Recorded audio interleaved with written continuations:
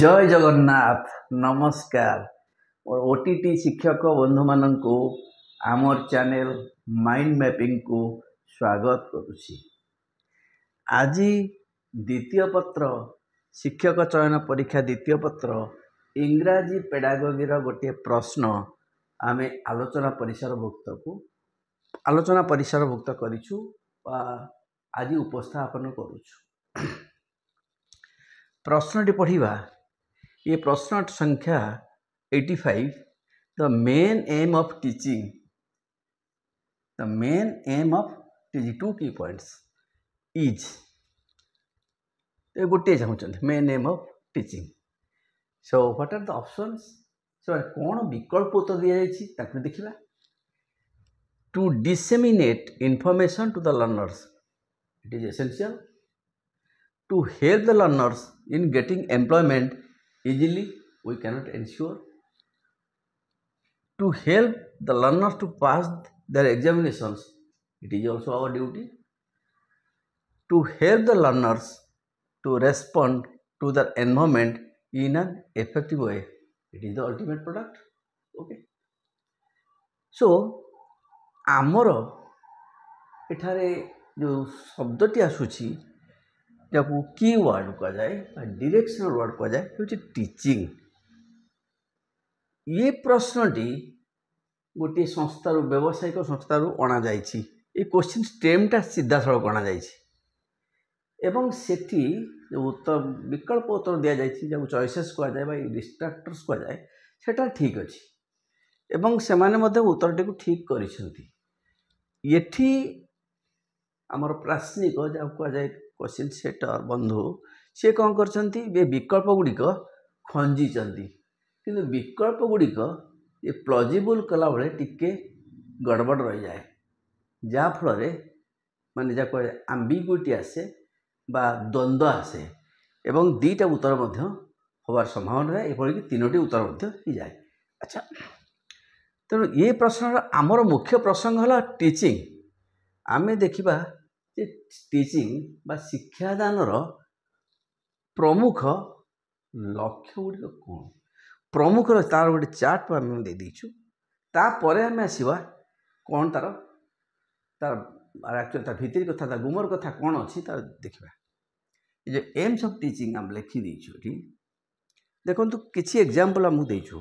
The first and actually the key and the important aim of teaching to facilitate learning, to facilitate learning in providing in disseminating information, providing novel or new information, to construct, to develop constructs जोटा कि आप विभिन्न question पढ़ी तार शिक्षार्थी तार ज्ञान तार दक्षता तार कौशल ये सब वृद्धि करवा हूँ शिक्षादान प्रथम लक्ष्य एवं प्रमुख लक्ष्य। प्रथम लक्ष्य और प्रमुख लक्ष्य कहीं विचार करवा to monitor teacher taught interaction. तेणु ये टीचिंग ये गोटे हूँ teacher taught effective teacher taught interaction for better output for better product means for effective learning. Okay. Questioning and cross questioning that is actually led participatory approach और actually child centred approach.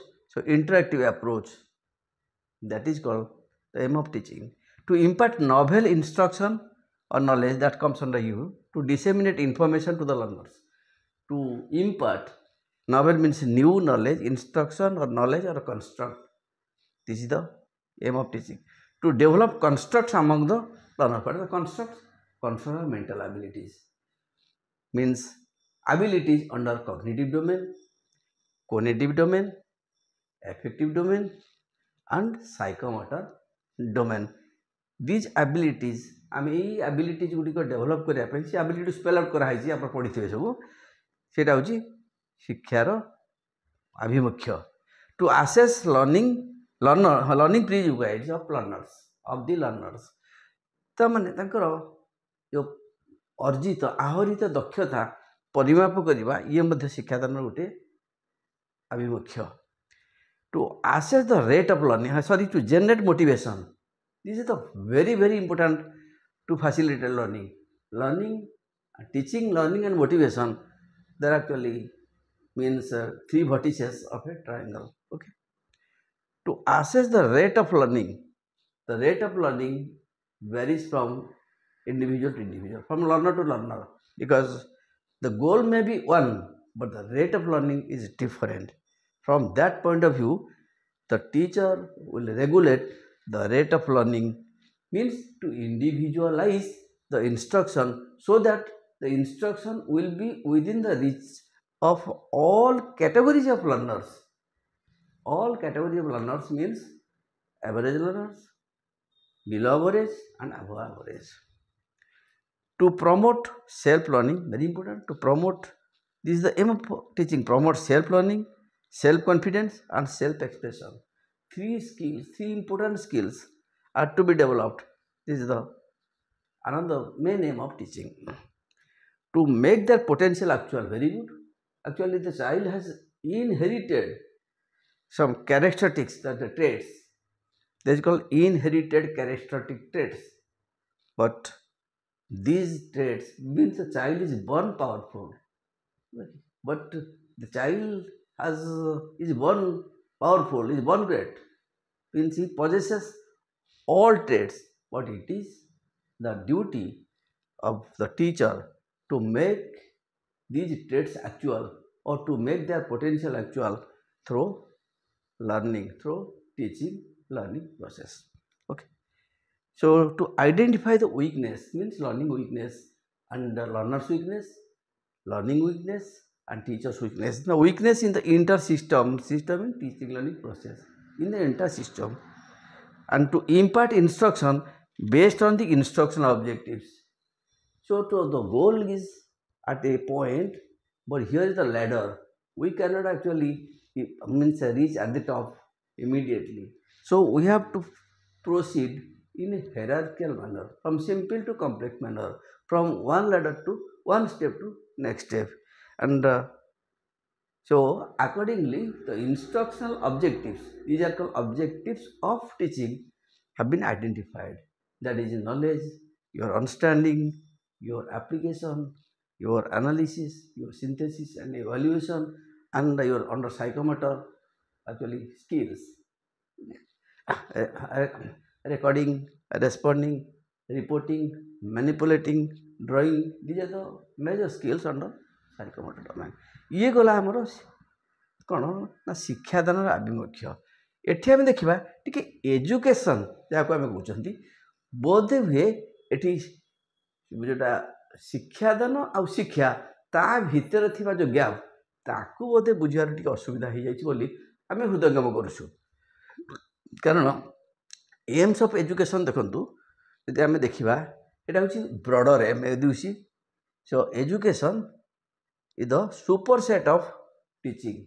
So teaching is a part of education. Teaching leads to attain the goal of education. So teaching is an approach. ये गोटे माध्यम कौटी ना शिक्षार लक्ष्य स्थल में पहुँचापी। तेणु ये टीचिंग माने जो शिक्षा नुहे, टीचिंग हूँ सीढ़ी गोटे पहाच जोटा कि लैडर गोटे गोटे स्टेप। ओके। तेणु देखो ये एजुकेशन और टीचिंग भितर teaching leads to attain the goal of education.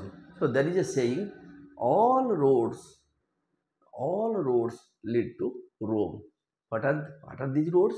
These roads are teaching approaches or different ways, different approaches to reach the goal. से गोलटा कौन से हूँ शिक्षार लक्ष्य। से लक्ष्य गुड़िक कौन आम स्पेसीफाई कर देचु विभिन्न जो फिलोसफर दार्शनिक माने जो मत देइछंती ताको आमे एठी उपस्थापन करिछु। गोटे हूँ इंडिविजुअल डेभलपमेंट, व्यक्तिर विकास, व्यक्तिगत विकास, ताको आमे एबे होलिस्टिक डेभलपमेंट कहूछु, सामग्रिक विकास कहूछु। ताको गांधी कहते develop by development I mean by education I mean the development of body mind spirit. Okay. तेणु ये holistic development it covers, it includes scholastic, शैक्षिक और सहशैक्षिक को स्कॉलास्टिक, तो केते नॉन स्कॉलास्टिक बोली कहि दोछन को स्कॉलास्टिक।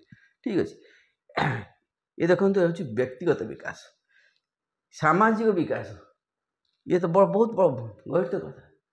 सामाजिक विकास शिक्षार गोटे लक्ष्य। मोराल नैतिक विकास आमर तो नैतिक अधपतन घटुची तेणु नैतिक विकास मोराल डेवलपमेंट। नेशनल डेवलपमेंट जातीय विकास ये हूँ जातीय स्रोत में समस्त को सामिल करने आमर हूँ शिक्षादान लक्ष्य से अनुसार पाठ्यक्रम तैयारी कराए। तो जातीय लक्ष्य कल्चरल डेवलपमेंट देखो जो डाइवर्सिटी रही कल्चरल डाइवर्सिटीज ताकू ब्रिज करने केवल आम to preserve to promote our culture सेटा मत शिक्षादान माने शिक्षार गोटे लक्ष्य। The preservation and promotion of our cultural heritage culture and tradition. देखो डेवलपमेंट ऑफ लाइफ वैल्यूज जीवन जो मूल्यबोध अच्छी जहाँफल जीवन को कौन कर जयफुल कर मीनिंगफुल कर सार्थक कर हूँ शिक्षार गोटे लक्ष्य।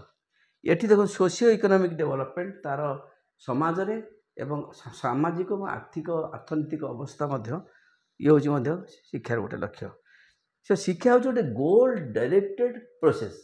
ये गोलटा सहजरे पहुँची हम ना ये गोलटा एका दिन कि राताराति धड़ाती हो पारे ना राताराति डेई पड़ी पारे ना तापाई दरकार कौन ना कौन दरकार ये हूँ उपयुक्त मध्यम हूँ टीचिंग। तेणु तार आउ कौन सब कंपोनेंट अच्छा तार आउ सब कौन उपादान अच्छे गोटे देखा से गोल डायरेक्ट रियलाइजेशन वैल्यूज जहाँफल सी कौन कर मूल्यबोध को बुझीपर एवं लक्ष्य स्थल में पहुँची पार ये हूँ शिक्षार देखु आभिमुख्य व लक्ष्य बोलिया कहते। तेणु ये जो गोल डायरेक्टेड जो कहली बर्तमान जे टॉप रे पहुँचा गले आम लैडर दरकार से लैडर केते सब सपोर्ट अच्छी ये देखु जे school teacher teaching methods family neighbour neighbourhood and peer सांगसाथी surroundings that is physical environment biological environment and your cultural environment books material test and your games, so many things are there. So these are the components that lead the learner towards the goal of education so that he adjusts himself, he adapt to the environment in an effective way। सेतबले से कौन हुए ना तार शिक्षार लक्ष्य हासिल है बोली आम धरी नवा। किंतु एटी जो ऑप्शन गुड़िक दि जाए आम गलभाली आमको लगुच जो टू यही जो लिखा जाए टू डिसेमिनेट इनफॉरमेशन यहीटा को सेठी से जो संस्था कर प्रश्न को से या उत्तर कर to facilitate learning very very important to disseminate otherwise यदि इनफॉरमेशन यदि नुआ इनफॉरमेशन डिसेमिनेट करना से किसी जानव ना तेणु सी किसी शिखब ना तार शिक्षण शिक्षण हूँ परिवर्तन तार किसी परिवर्तन घटव ना ताहले सी केमती समाज सहित खाप खुब परिवेश सहित खाप खुब कि तार परिवार सहित खाप खुब कि तार नेबर नेबरहुड सहित खाप खुब ये तो बड़ विचित्र कथा। To help the learners in getting employment से आम ग्यारंटी दे पारू ना आम कहूँ पिलार यही परिवर्तन है ये एबिलिटीज अच्छी ये योग्य से तेणु that depends upon the self confidence self learning and self action. ये आमर इनडायरेक्ट लक्ष्य इनडायरेक्ट लक्ष्य to help the learners to pass their examination एटा तो सीधा कथा एटा को माने कहीं भी काटी पार ना तो कौन मैंने आप जो पढ़ाऊँ ताने आप कॉपी कराऊँ जदि पास कर उद्देश्य नुह ताले कौन से पास कर मैंने ड्रप आउट हम तमें शिक्षार लक्ष्य हूँ टू कज ड्रप आउट ये जना पड़ू to help the learners pass the examination ये शिक्षार लक्ष्य तार जो एग्जामिनेशन पास मीन्स या जो परीक्षा जो कृति परीक्षण कहते सी तार कृतित्व प्रदर्शन कले नेक्स्ट हायर लेवल को आपण कौन पठाऊँ तार नाम लिखाऊँ अवस्थापित कर उच्च श्रेणी रे। तेणु उच्च श्रेणी को जावाक हेले तल स्तर पाथर कृति तार सफलता तार प्रवीणता सबकि परीक्षण करा पड़ू।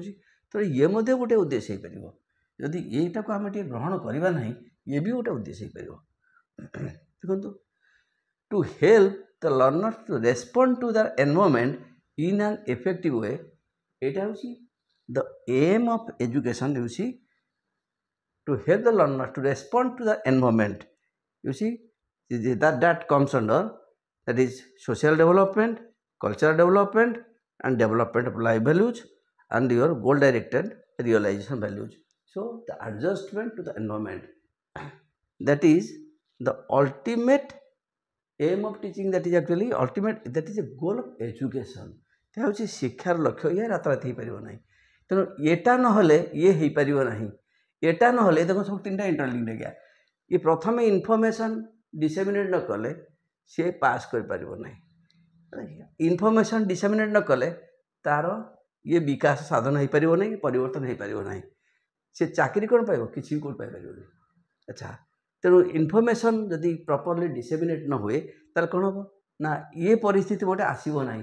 ସେ କ'ଣ ହେଇଯିବ ନା ତାର ସୋଶାଲ୍ ଡେଭଲପମେଣ୍ଟ ହେବ ନାହିଁ, ତାର ମୋରାଲ୍ ଡେଭଲପମେଣ୍ଟ ହେବ ନାହିଁ, ତାର ଇଣ୍ଡିଭିଜୁଆଲ୍ ହୋଲିଷ୍ଟିକ୍ ଡେଭଲପମେଣ୍ଟ ହେଇପାରିବ ନାହିଁ, ତାର ସୋସିଓ ଇକୋନୋମିକ୍ ଛାଡ଼ନ୍ତୁ, ଯେ ଲାଇଫ୍ ଭ୍ୟାଲ୍ୟୁଜ୍, ତାର ଯେଉଁ ମୂଲ୍ୟବୋଧ ସେ ଡେଭଲପମେଣ୍ଟ ହେଇପାରିବ ନାହିଁ, ତାର କଲଚର୍ ଡେଭଲପମେଣ୍ଟ ହେଇପାରିବ ନାହିଁ।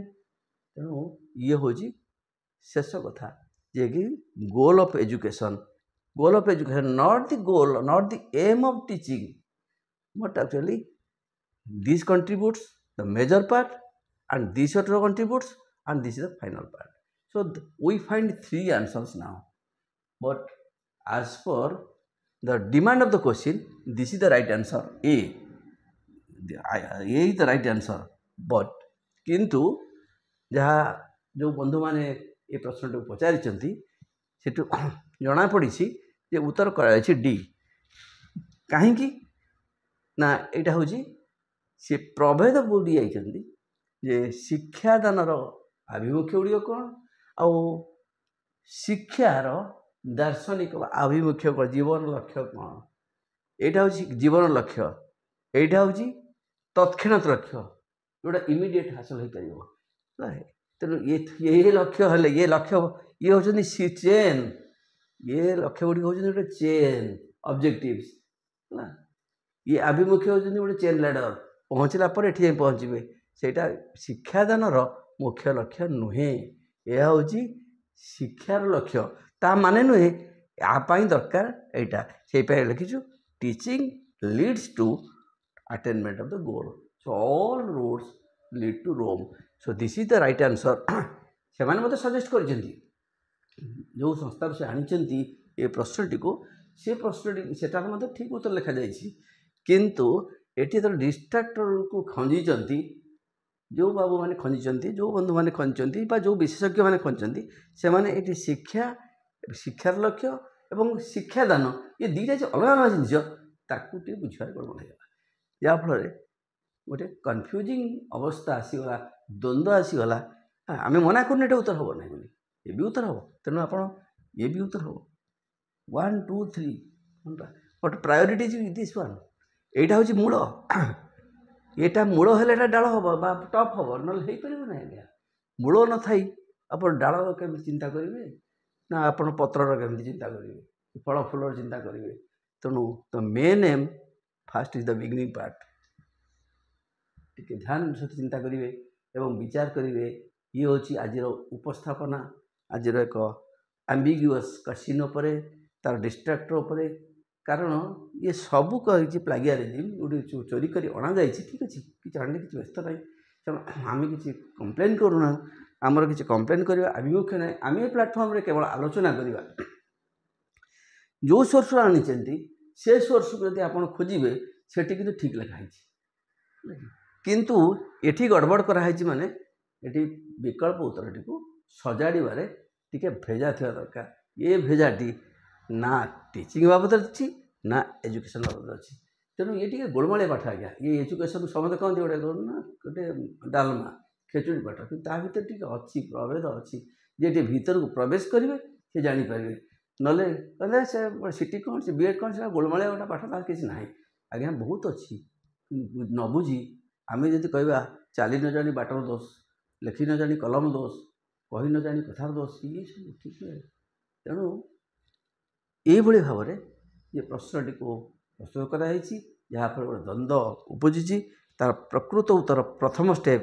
तेणु आपण को कनक्लूजन पहुँचे जाऊँगी मूल न थाई निआ न थाई धूआं न थाए ये नथिले धूआं आसीबो कोठू ये प्रथमे थिले तापर आज्ञा ये समाने कौन कर अंकुर तुम गजा मारे ना हम ना आज्ञा तेणु main aim is to disseminate new information और कंस्ट्रक्ट और novel information novel knowledge new knowledge to the learners that is to facilitate learning ये आज आलोचना आगामी एपिसोड रे नेक्स्ट एपिसोड रे आउ एक विवादीय प्रश्न आमे किपरि प्रश्नर ढांचा प्रश्नर कंस्ट्रक्शन तार गठन शैली को नहीं किभली विवादीय गोटे विवाद सृष्टि होती से संबंध में आम आलोचना करवा एक गणित संबंधी प्रश्न को नहीं से पर्यंत रोची विदाय नौची नमस्कार जय जगन्नाथ।